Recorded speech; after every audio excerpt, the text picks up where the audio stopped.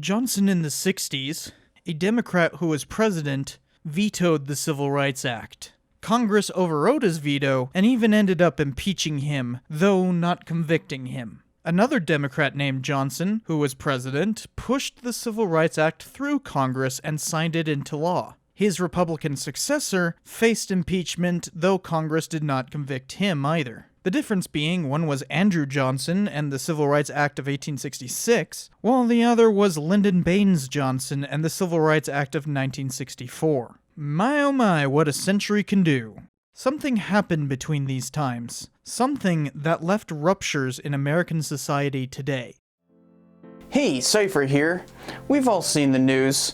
Politics are getting worse, the US is more polarized than ever, no one can agree on anything, the world is falling apart! Well, some of that is obviously overblown. First, the US isn't the entire world, and second, no one can honestly say that the US is more polarized than it was in 1862 during the Civil War. Though political polarization is obviously not as bad as that, there has been a very well documented trend of political polarization in the US in recent years. Pew Research has extensively documented it. It's come to the point that the political parties of the US seem to live in separate realities, let alone the same country. Now, most people like to point to some recent shenanigans and say that that's the cause of the problem, but in reality, that's not a good way of looking at it. It's a very long-term trend. Heck, you can't even point at one political party in the US and blame them. That's what political hacks do.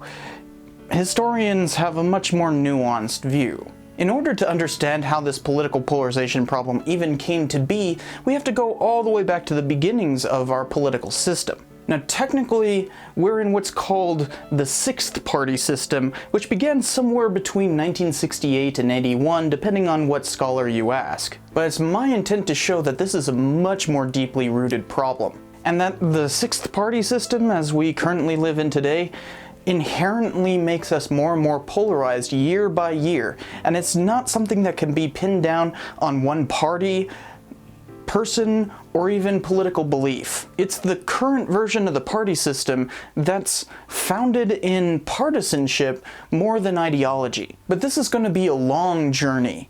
I have planned somewhere around 3 episodes of this, and this is just the first one. Each episode will be on a particular aspect of how political polarization is happening.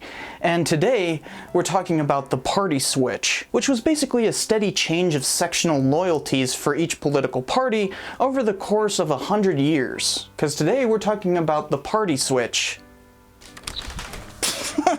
It's not like the parties ever actually switched. The Democrats are just as racist as they've always been. It's crypto, the cynical straw man, and oh boy do I get these comments a lot. And crypto, I don't think anyone in either party is openly calling for segregation. That's preposterous. Yeah, well, Joe Biden worked with segregationists.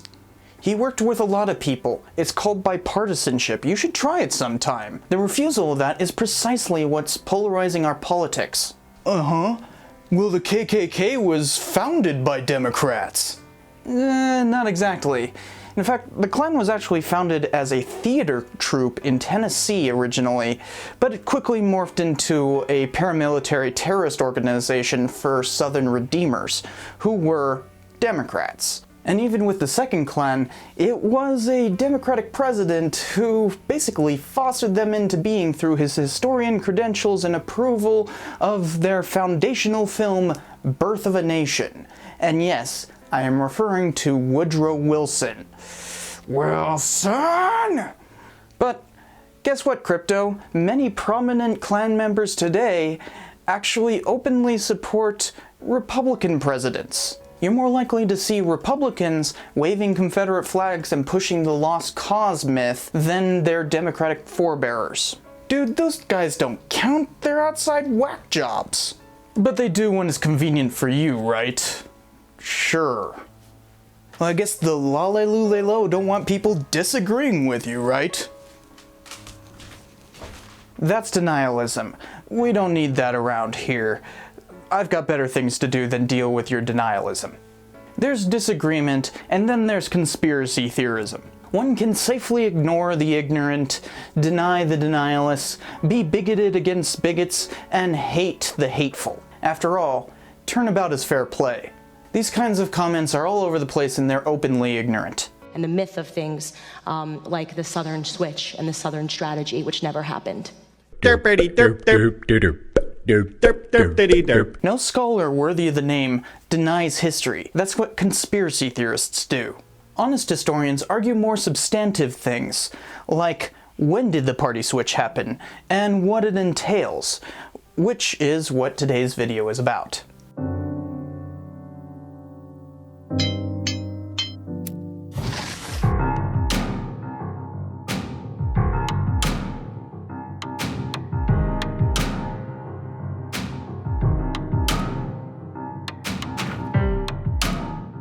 Contrary to popular belief, the Democrats were not formed as the Party of the South. In fact, both Democrats and later Whigs were somewhat of sectional coalitions. Sure, the Democrats' first president was a Southern slave owner, as in Jackson, not Jefferson, you silly goose. But Jackson's close follower, Martin Van Buren, was from New York and succeeded Jackson as president. The divide between the North and South sections of the parties did not become apparent until the 1850s, hence why that's called the sectional crisis, which ended in the rise of a completely sectional party. No, not the Democrats. They remained mostly united until 1860. The Republicans arose as the replacement for the Whigs. But where the Whigs had plenty of following in the South, the Republicans spurned Southern politics, becoming the first national party whose platform was completely sectional. Hence why the 1860 electoral map looks like this. And that didn't go so well for the Democrats.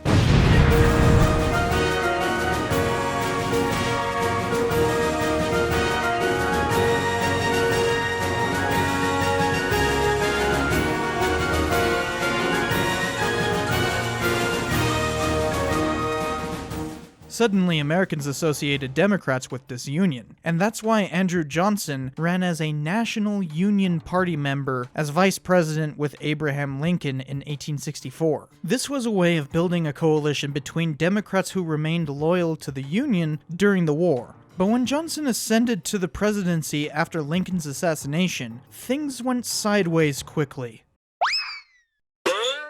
For a little bit in there, it's kind of difficult to tell what party is what because of these realignments. But things settled out by 1876. That decade of strife is called Reconstruction, where Republicans held a supermajority of power until 1874. Johnson was from Tennessee, and he was deeply racist. He wanted Reconstruction to be about former Confederate states returning to the Union through arbitrary measures like denying secession and affirming their loyalty. But those southern states violated those tenets. They sent leading Confederates to Congress, refused to renounce secession, and created the Black Codes, which were basically a way of asserting white supremacy on freed slaves. Congress was having none of that, and instead passed the Civil Rights Act, turning Reconstruction into something about civil rights rather than states' rights like Johnson wanted. This is where the South became the stronghold of the Democratic Party. It was in reaction to Reconstruction. Democrats were still willing to mend the wounds of the Civil War before they had to deal with civil rights,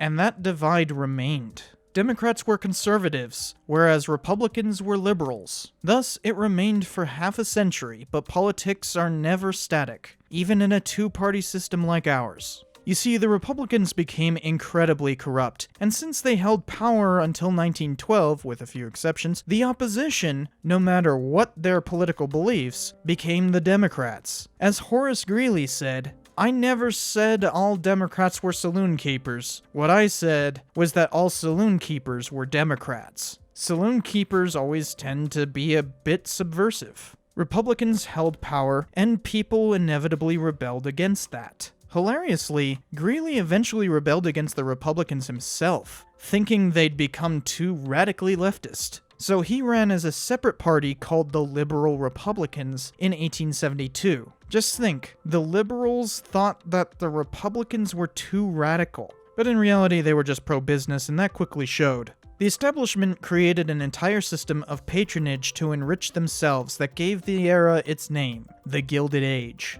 After two depressions, one in 1873 and another in 1893, a movement arose to challenge the Republican establishment. In the late 19th century, out of the greenback, bimetallism, and Grange movements, arose a new political movement called populism. As one historian put it, the People's Party challenged the corporate state and the creed of progress it put forward.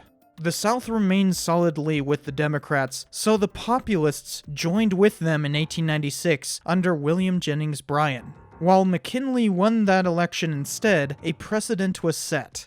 The Democrats were the opposition party, no matter what political lean one had. Somewhat in response to movements like the populists, but also in response to rampant corruption. Reformers called progressives came to dominate the Republican Party in the early 20th century. They brought an end to laissez-faire capitalism in the US through regulation that attacked monopolies, removed the patronage system, and created consumer protection. When Teddy Roosevelt ran again in 1912, he created the Progressive Party to run against the Republican Taft.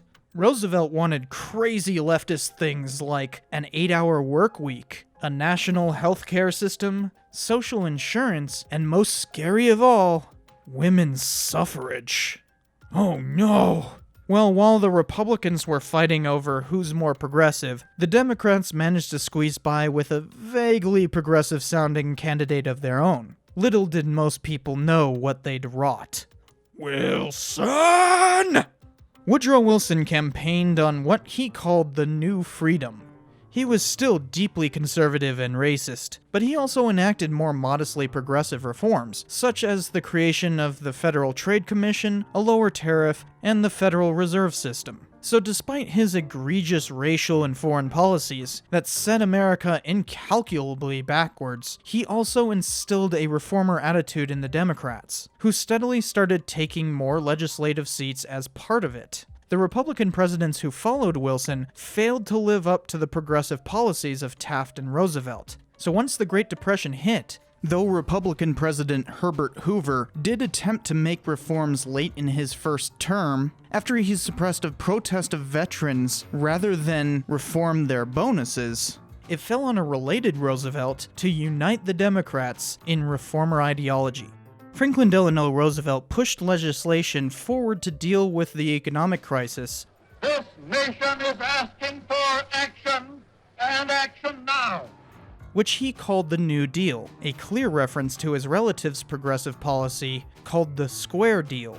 Yes, the New Deal has its roots in Republican ideology. FDR intended programs like Social Security insurance, jobs for infrastructure, and bank holidays to perform the 3 R's: relief, recovery, and reform, just like Teddy's 3 C's before it, which were conservation of natural resources, control of corporations, and consumer protection. FDR had joined the Dems basically to avoid association with his relative, but the switch came anyways. From the 1930s onward, the Democrats were the vanguard of reformer politics. Republicans dragged their feet, becoming the new opposition party as the Democrats saw a groundswell of support that lasted into the 1960s. The first New Deal was a failure, but after 1935, a second New Deal began, which historians still argue whether it was successful. In turn, what some historians call the Third New Deal, but the rest of the world knows as World War II, economic stability finally came. From the late 1940s into the early 1970s, Republicans joined Democrats in continual economic reforms, called the New Deal Coalition. As one historian says, during this period, the central government used its considerable resources in a systemic, if hardly consistent, fashion on behalf of the economic interests of non-elite Americans in ways that had not been done before or since. It was not about morality or individual rights or regulation alone, but about collective economic rights. The boom years of the 1950s and early 60s were marked by increasing government programs like the New Deal to push social welfare. Harry S. Truman called his plan the Fair Deal, clearly evoking his Democratic predecessor. and Lyndon Baines Johnson declared a war on poverty as part of his Great Society initiative, which was modeled off of the New Frontier initiative from John F. Kennedy. Basically, each Democratic president made their own New Deal. Orthodox historians called the New Deal a form of light socialism, but revisionists prefer to call it reform capitalism. Either way, it made for a huge shift to the left in the Democratic Party. What started as the Democrats championing economic rights soon became other rights. The mantle of liberal passed from Republicans to Democrats because of the New Deal, but there were still serious racial problems with their party. Truman pushed some of these issues to the fore by desegregating the military. Southern Democrats revolted, forming a segregationist party called the Dixiecrats. It was too late, though. The old Republican liberalism morphed into what political scientists call social liberalism, which is what the Democrats championed. Republicans in Congress still supported liberalism, but were much more conservative with racial issues.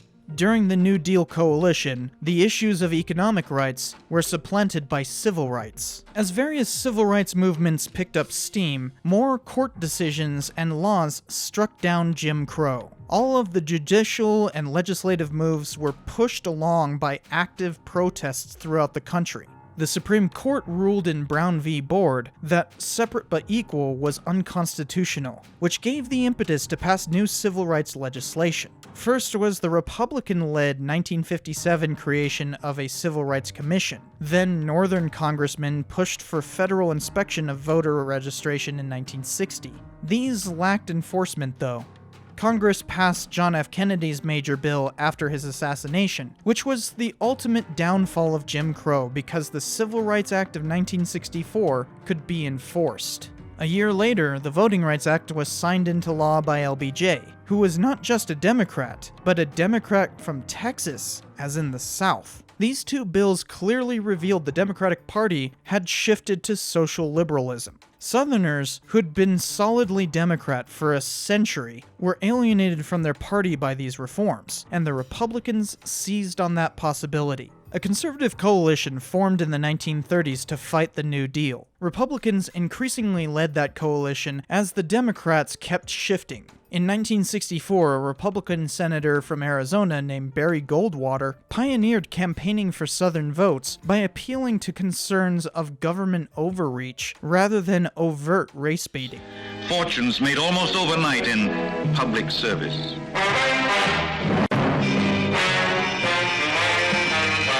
But when the people do protest, they get only one answer: put the lid on it.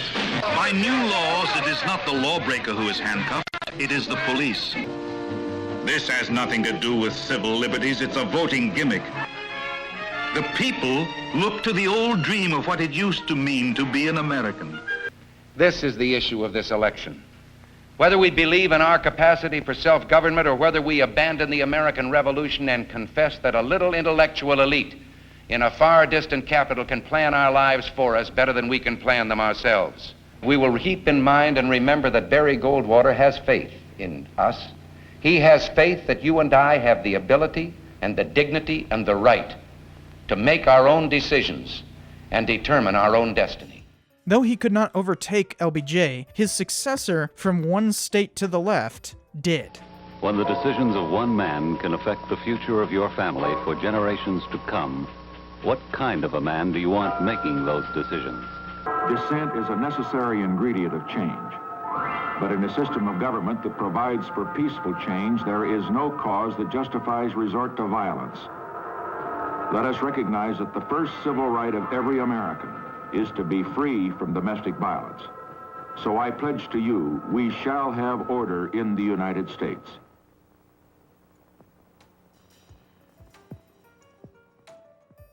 Richard Nixon took the Southern strategy to a new level. Instead of openly supporting segregation, Nixon spoke to states' rights, which is why the segregationist party of George Wallace took the Deep South in 1968, as opposed to Barry Goldwater the previous presidential election. But in 1972, the ploy worked, and Nixon won with a landslide of more than 60% of the popular vote, and close to all of the Electoral College. The irony is that we haven't seen as popular of a president ever since then, because Nixon resigned in disgrace from his political tactics, though different ones from the Southern strategy. Republicans were in a bind after 1974. Their party simply couldn't stand the scandals, and they seemed to be on the outs. Democrats had utter dominance, so Republicans struck with the Southern strategy again. Lee Atwater advised on the next several Republican elections, and he gave the game away in an interview saying, "You start out in 1954 by saying nigger, nigger, nigger. By 1968, you can't say nigger. That hurts you, it backfires. So you say stuff like forced busing, states' rights, and all that stuff.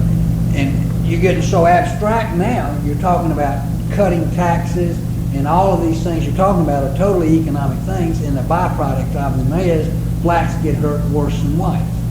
And subconsciously, maybe that is part of it. I'm not saying that, but I'm saying that if it is getting that abstract and that coded, that we're doing away with the racial problem one way or the other. You follow me? Because obviously sitting around saying we want to cut taxes, we want to cut this, and we want is much more abstract than even the busing thing, and a hell of a lot more abstract than nigger, nigger, you know. So any way you look at it, race is coming on the back burner. unlike how this is typically thought of, he's not saying they were purposefully hiding behind states' rights to be racist. He's saying that racists couldn't do that anymore, so they had to move on to other issues. Hence the whole, "it's getting so abstract now." In either case, the Southern strategy worked. Republicans gained increasingly Southern and rural votes. They went from a sectional party of the North to the new party of the South and Midwest. I wrote and recorded this episode over a year ago, but the switch remains rather poignant, where you have grifters like Dinesh D'Souza continuing to peddle denialism, all while Republicans do their damnedest to echo their Democratic forebears by imposing a new solid South through voting restrictions that target minorities. Those minorities are now most likely to vote Democrat as opposed to their fierce loyalty to Republicans prior to the switch. These restrictions on suffrage are often justified with rhetoric of combating an imaginary loss of electoral integrity, all while being designed to disenfranchise their opposition. While false claims of voter fraud are nothing new, they reached a new height last year, resulting in the Capitol siege earlier this year. Republican claims of voter fraud mask the only way they can maintain their tenuous grasp on power by imposing these limitations, as their popular appeal has regularly decreased throughout the sixth-party system. Democrats, on the other hand, are fighting to widen the franchise through legislative protections and their voter base through broad coalition building, hence why they continually fail to have a concrete stance across the party, all of which is quite the opposite of previous Democrats like Andrew Johnson and Woodrow Wilson. The parties now resemble their opposition from a century ago, and that is the beginning of the sixth-party system for which we have resided since at least 1980. Now this has gone on for long enough, but I hope you see, the Democrats shifted left, and then the Republicans shifted right. They swapped politically and sectionally. The detritus from this swap can still be felt today in our political discourse, but we ain't done yet. This is just the beginning of political polarization in the United States. Think about it. You could imagine this would bring things together. After all, the two parties were so close that they could swap. Where's all this polarization coming from? Well, that will have to wait until part 2, where I'll be talking about the counterculture. King. Stop climbing all over everything. Hi. Oh, you just want to be... Okay. Hi. Cat interlude, apparently. Hi. It's getting so abstract now. Hee-wee! I'm from the South.